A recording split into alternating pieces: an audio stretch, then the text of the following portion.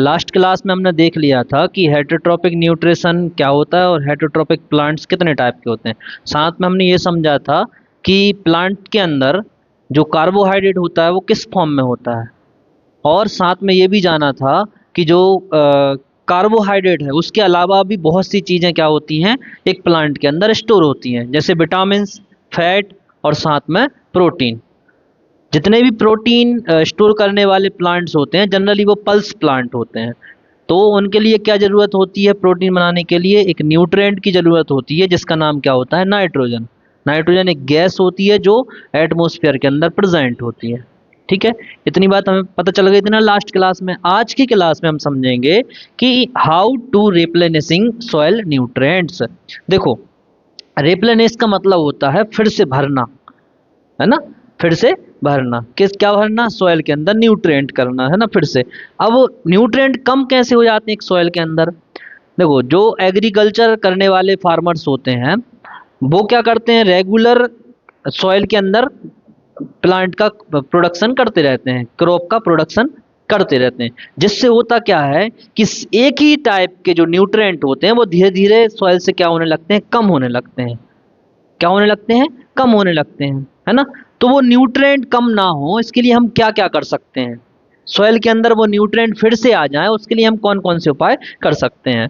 First क्या है, crop absorb nitrogen, potassium and phosphorus from the soil.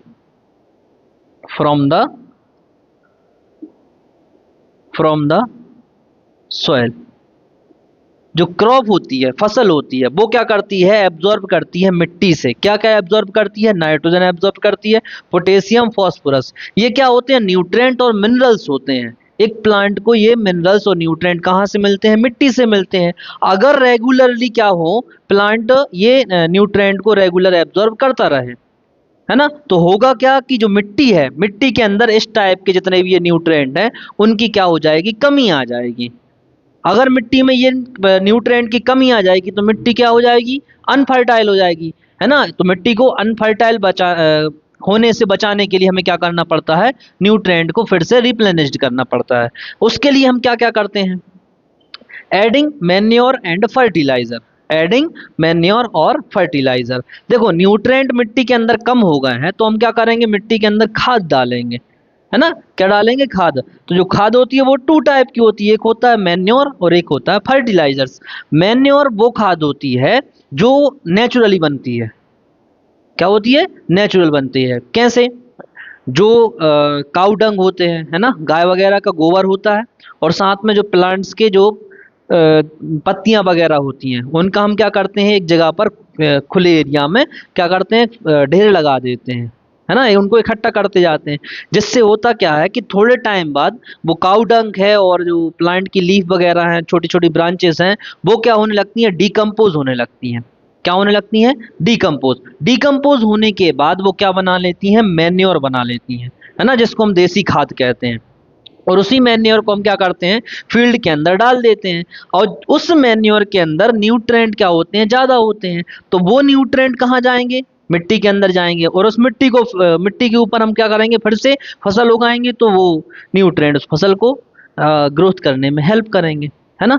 अब जो मैन्योर है, मैन्योर के अंदर पर्टिकुलर ये नाइट्रोजन, फास्फोरस और पोटेशियम, ये न्यूट्रिएंट ज़्यादा नहीं होते, है ना। अब ये पर्टिकुलर न्यूट्रिएंट किसके अंदर ज्यादा होते हैं, फर्टिलाइजर के अंदर। किसके अंदर, फर्टिलाइजर के अंदर। क्यों, फर्टिलाइजर केमिकल बेस्ड खाद होती है ना। ये किससे बनाई जाती है, केमिकल से बनाई जाती है। कहाँ पर बनाई जाती है, फैक्ट्री के अंदर बनाई जाती है। कहाँ पर, फैक्ट्री के अंदर, ठीक है ना। तो अब देखो, इनको तो फैक्ट्री के अंदर बनाया है, मतलब इंसान खुद अपने हाथों से बना रहा है। तो खुद बना रहा है तो पर्टिकुलर न्यूट्रिएंट्स कम भी कर सकता है, ज्यादा भी कर सकता है ना। तो फर्टिलाइजर केमिकल बेस्ड खाद होती है, और मैन्योर डिकम्पोज होने वाली, जो काऊ डंग होता है ना, वो डिकम्पोज हो जाता है, उसके बाद क्या बनाता है, मैन्योर बना लेता है ना। साथ में जो मैन्योर है, मैन्योर के अंदर एक न्यूट्रिएंट होता है जो नेचुरली बनता है, उसका नाम क्या है, हुमस। उसका नाम क्या है, हुमस। हुमस किसके अंदर ज़्यादा होता है? मैन्योर के अंदर ज़्यादा होता है। क्यों? क्योंकि ये नेचुरल न्यूट्रिएंट है। और कैसे बनता है? डिकम्पोजिशन के बाद बनता है। किसका डिकम्पोजिशन? काउडंग वगैरह होता है और प्लांट की लीफ वगैरह, ब्रांचेस वगैरह, उनके डिकम्पोजन के बाद जो मैन्योर बनता है उसके अंदर कौन सा न्यूट्रिएंट ज़्यादा होता है? ह्यूमस, है ना। और साथ में जो फर्टिलाइजर है, फर्टिलाइजर केमिकल बेस्ड खाद होती है जिसके अंदर ये नाइट्रोजन, पोटेशियम और फॉस्फोरस वगैरह न्यूट्रिएंट कम भी हो सकते हैं और ज़्यादा भी हो सकते हैं। इतनी बात समझ में आ गई। और मैन्योर और फर्टिलाइजर को हम क्या करते हैं? मिट्टी के अंदर मिक्स करते हैं, ऐड करते हैं, तो न्यूट्रिएंट फिर से क्या हो जाते हैं? रिप्लेनिश्ड हो जाते हैं। क्या हो जाते हैं? रिप्लेनिश्ड हो जाते हैं। अब देखो, और कुछ ऐसे छोटे छोटे माइक्रो ऑर्गेनिज्म होते हैं जो क्या करते हैं? मिट्टी को फर्टाइल बनाने का काम करते हैं। सॉइल को फर्टाइल मतलब सॉइल के अंदर फिर से न्यूट्रिएंट को रिप्लेनिश्ड करने का काम करते हैं, है ना। कुछ माइक्रो ऑर्गेनिज्म होते हैं या फिर बैक्टीरिया होते हैं। बैक्टीरिया कौन सा बैक्टीरिया? एक टाइप का बैक्टीरिया होता है जिसका नाम क्या है? राइजोबियम। क्या है नाम? राइजोबियम। राइजोबियम क्या करता है? Rhizobium in the roots fix a atmospheric nitrogen into the soil. देखो, जो राइजोबियम है ये जनरली कहां पर रहता है? जो रूट्स होती हैं प्लांट की, कौन से प्लांट की? जो पल्स प्लांट होते हैं ना, जो लेग्यूमिनियस प्लांट होते हैं, फलीदार पेड़ पौधे होते हैं, है ना। तो उनकी जो रूट्स होती हैं उनके अंदर क्या रहता है? राइजोबियम रहता है। अब जैसे फलीदार पेड़ पौधे जनरली, जैसे मान लो पी, मटर, है ना, ग्राम, चना, जिनके अंदर फली लगती है वो क्या कहलाते हैं? लेगुमिनियस प्लांट्स कहलाते हैं। और उनकी रूट्स में कौन सा बैक्टीरिया रहता है? राइजोबियम। राइजोबियम क्या करता है? जो एटमॉस्फेरिक नाइट्रोजन है ना। देखो, लास्ट क्लास में अपन ने पढ़ा था कि जो पल्स प्लांट होते हैं उनको किसकी जरूरत होती है? नाइट्रोजन की। लेकिन वो डायरेक्टली एयर से नाइट्रोजन एब्जॉर्ब नहीं कर सकते। वहां पर कौन हेल्प करता है उस प्लांट की? राइजोबियम करता है। राइजोबियम क्या करता है कि एटमॉस्फेयर से नाइट्रोजन को क्या करता है? एब्जॉर्ब करता है और किस में मिक्स कर देता है? मिट्टी के अंदर, है ना। जो नाइट्रोजन एटमॉस्फेयर के अंदर है उसको मिक्स करने का काम किसका होता है? राइजोबियम का। किसके अंदर होता है? सॉइल के अंदर। और सॉइल से ही फिर क्या करते हैं प्लांट्स? उस नाइट्रोजन को एब्जॉर्ब कर लेते हैं, है ना। और उसी नाइट्रोजन से फिर बाद में क्या बनता है? प्रोटीन बनता है। क्या बनता है? प्रोटीन बनता है। तो एक ये तरीका है कैसे राइजोबियम क्या करता है? सॉइल को फिर से फर्टाइल बना देता है या फिर सॉइल के अंदर न्यूट्रिएंट को रिप्लेनिश्ड कर देता है ना। लास्ट तरीका क्या है? लास्ट तरीका, लास्ट तो नहीं कह सकते, एक और तरीका ये है क्रॉप रोटेशन। क्या है? Crop rotation. Planting leguminous crops, pea, gram या फिर मूंग। देखो, क्रॉप रोटेशन क्या होता है? क्रॉप रोटेशन का मतलब है कि जैसे मान लो अभी के टाइम पे कौन सी क्रॉप है? अभी तो गर्मी का सीजन है, अभी तो जनरली जो वेजिटेबल्स होती हैं वो उगाई जाती हैं। देखो, क्रॉप के टू टाइप्स होते हैं, है ना। क्रॉप के कौन कौन से टाइप होते हैं? टू टाइप होते हैं। एक टाइप होता है रबी क्रॉप और दूसरा टाइप होता है खरीफ क्रॉप, है ना। अब ये दोनों टाइप किस बेस पर डिफरेंशिएट किए गए हैं? ये किए गए हैं टाइम के बेस पर, हैं। किसके बेस पर किए गए हैं? टाइम के बेस पर। टाइम के बेस पर कैसे? जो रबी क्रॉप होती है इनकी बोनी कब की जाती है? नवंबर अक्टूबर के टाइम पर। क्यों? क्योंकि इसकी जो ग्रो है, ग्रोथनेस है किसकी? रबी क्रॉप्स की। इसके लिए क्या चाहिए पड़ता है? जो एटमोस्फेयर है वो थोड़ा सा उसके अंदर टेम्परेचर कम चाहिए पड़ता है ना। टेम्परेचर कैसे चाहिए पड़ता है? कम। तभी रबी क्रॉप्स क्या होती हैं? अपने आप की ग्रोथ करवाती हैं। और इनकी हार्वेस्टिंग कब कर ली जाती है? हार्वेस्टिंग मतलब कटाई, है ना। और बोनी को हम कहते हैं इंग्लिश में सोइंग कहते हैं। क्या कहते हैं? सोइंग। सोइंग कब होती है रबी क्रॉप की? नवंबर अक्टूबर के टाइम पर, अक्टूबर नवंबर के टाइम पर। और हार्वेस्टिंग मतलब कटाई कब हो जाती है? मार्च अप्रैल के टाइम पर, है ना। तो इतना ये टाइम पीरियड है, अक्टूबर नवंबर से लेकर मार्च अप्रैल तक। वो किसका टाइम होता है? रबी क्रॉप का टाइम होता है। सेकंड क्या है? खरीफ क्रॉप। अब खरीफ क्रॉप कब सोइंग कब की जाती है? जून जुलाई के टाइम पर। अब इसको ग्रो करने के लिए क्या जरूरत पड़ती है? बहुत ज्यादा पानी की जरूरत पड़ती है। और पानी के रेनी सीजन कब स्टार्ट हो जाता है? जून जुलाई के टाइम पर। तो जून जुलाई से लेकर सितंबर अक्टूबर तक का जो टाइम रहता है वो किसका होता है? खरीफ क्रॉप का होता है ना। रबी क्रॉप के अंदर जनरली बीट, सरसों, चने, ये सब क्या होते हैं, रबी क्रॉप के अंदर आते हैं, है ना। बीट मतलब गेहूं, चने मतलब ग्राम, और पी मटर, है ना। तो ये सब क्या है, रबी क्रॉप्स हैं। खरीफ क्रॉप क्या है, खरीफ है पैडी, धान, मेज, मक्का, ये सब कौन सी होती हैं, खरीफ क्रॉप होती हैं। ठीक है। अब सुनो क्रॉप रोटेशन होता क्या है। अभी तो अपन ने समझ लिया क्रॉप क्या है, अब समझेंगे हम क्या, क्रॉप रोटेशन। अब क्रॉप रोटेशन में ये होता है कि मान लो हमने रबी सीजन में हमने क्या लगा दी, ओनली गेहूं लगा दी। हमारी जो खेत है उसके अंदर हमने क्या ग्रो किया, ओनली गेहूं। अब हम बार बार रबी सीजन में हम क्या करेंगे, गेहूं उगाएंगे।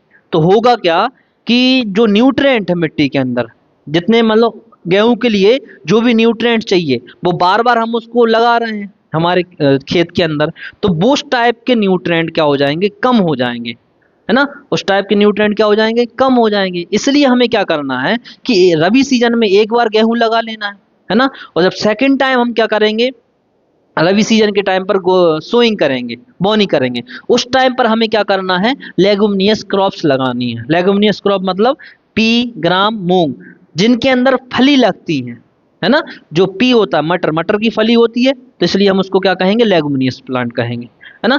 तो रबी सीजन में हमें क्या करना है, एक बार गेहूं लगा ली, सेकंड टाइम हमें अदर कोई सी फसल लगानी है, वो कौन सी होनी चाहिए, लेगुमिनियस क्रॉप होनी चाहिए, है ना। अब इससे होगा क्या कि एक ही टाइप के न्यूट्रिएंट्स कम नहीं हो पाएंगे, है ना। और साथ में लेगुमिनियस प्लांट की क्रॉप में क्या होता है, राइजोबियम होता है। तो राइजोबियम में से ही मिट्टी को क्या कर देता है, फर्टाइल बनाने का काम करता है ना।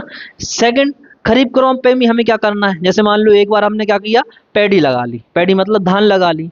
जब सेकंड टाइम खरीफ सीजन आएगा तो उस टाइम पर हम क्या करेंगे, सोयाबीन लगा लेंगे, है ना। सोयाबीन क्या है, लेगुमिनियस क्रॉप है, ठीक है ना। तो ये कहलाता है क्या, क्रॉप रोटेशन, है ना। अब ये सारे तरीके क्या करते हैं, मिट्टी को रेप्लेनिश, मतलब मिट्टी के अंदर जो न्यूट्रिएंट है उनको रेप्लेनिश करने का काम करते हैं। आगे बात समझ में, ठीक है। तो अब हम इसके बाद समझेंगे कि जो अभी अपने लास्ट क्लास में पढ़े थे ना, जो सेप्रोफाइट्स प्लांट पढ़े थे, इंसेक्टिवोरस पढ़े थे, है ना, सिम्बायोसिस, इनमें क्या डिफरेंसेस होते हैं वो हम अभी समझेंगे। देखो अब हम देखेंगे कि एटोट्रोप्स और पैरासाइट और सेप्रोफाइट्स में क्या क्या डिफरेंसेस होते हैं, है ना। देखो सबसे पहले डिपेंडेंस। जो ऑटोट्रॉप्स होते हैं, ग्रीन प्लांट, ऑटोट्रॉप्स क्या होते हैं, ग्रीन प्लांट्स होते हैं जो फोटोसिंथेसिस कर सकते हैं। अब ये क्या होते हैं, किसी के ऊपर डिपेंड होते हैं या नहीं, अपने फूड के लिए किसी के ऊपर डिपेंड होते हैं या नहीं होते, नहीं होते, इसलिए क्या है, इंडिपेंडेंट है। पैरासाइट्स क्या होते हैं, टोटल किसके ऊपर डिपेंड होते हैं, होस्ट के ऊपर, या फिर पार्शियल किसके ऊपर डिपेंड होंगे, होस्ट के ऊपर, ठीक है ना। होस्ट मतलब जिस भी प्लांट या फिर ट्री के ऊपर पैरासाइट्स रहते हैं तो वो प्लांट क्या कहलाएगा, होस्ट कहलाएगा, ठीक है। फिर क्या है, saprophyte, dependent on dead matter. जो सड़ा गला मटेरियल होता है, मरे हुए मैटर होता है, ऑर्गेनिज्म होते हैं ना, उसके ऊपर डिपेंड कौन होते हैं, सेप्रोफाइट्स होते हैं। फिर क्या है, क्लोरोफिल। क्लोरोफिल ऑटोट्रॉप्स के अंदर प्रेजेंट होता है, पार्शियल के अंदर एब्सेंट होता है, लेकिन यूजुअली मतलब कुछ ऐसे पैरासाइट्स होते हैं जिनके अंदर क्लोरोफिल होता है। जैसे पार्शियल पैरासाइट अपन ने पढ़ा था ना, तो उसके अंदर क्या होती हैं, लीव्स होती हैं, लीव्स हैं तो क्लोरोफिल भी होता है ना। लेकिन टोटल पैरासाइट्स क्या होते हैं, उसके अंदर क्लोरोफिल नहीं होता, वो किसके ऊपर डिपेंड होता है, होस्ट के ऊपर डिपेंड होता है। सेप्रोफाइट्स में बिल्कुल भी क्लोरोफिल नहीं होता, ठीक है। अब एग्जाम्पल देखेंगे ऑटोट्रॉप्स के, पैरासाइट के और सेप्रोफाइट से। ऑटोट्रॉप में रोज और बनियान ट्री, ये क्या कहलाएंगे, ऑटोट्रॉप्स कहलाएंगे। पैरासाइट्स क्या था, कस्कुटा और मिस्टिलेटो, है ना, कस्कुटा और मिस्टिलेटो। सेप्रोफाइट में मशरूम्स और मोल्ड्स है। मशरूम और मोल्ड्स एक टाइप के क्या है, फंगस है ना। क्या है ये, फंगस है, फंगस या फिर फंगी है, ठीक है। इतनी बात समझ में आ गई ना। तो ये चैप्टर अब यहीं पर एंड होता है। आ गई बात समझ में। कोई भी डाउट हो तो कमेंट सेक्शन ओपन है, वहां पर आप डाउट पूछ सकते हैं, है ना।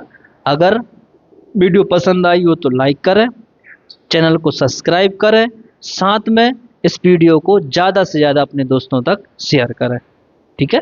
धन्यवाद।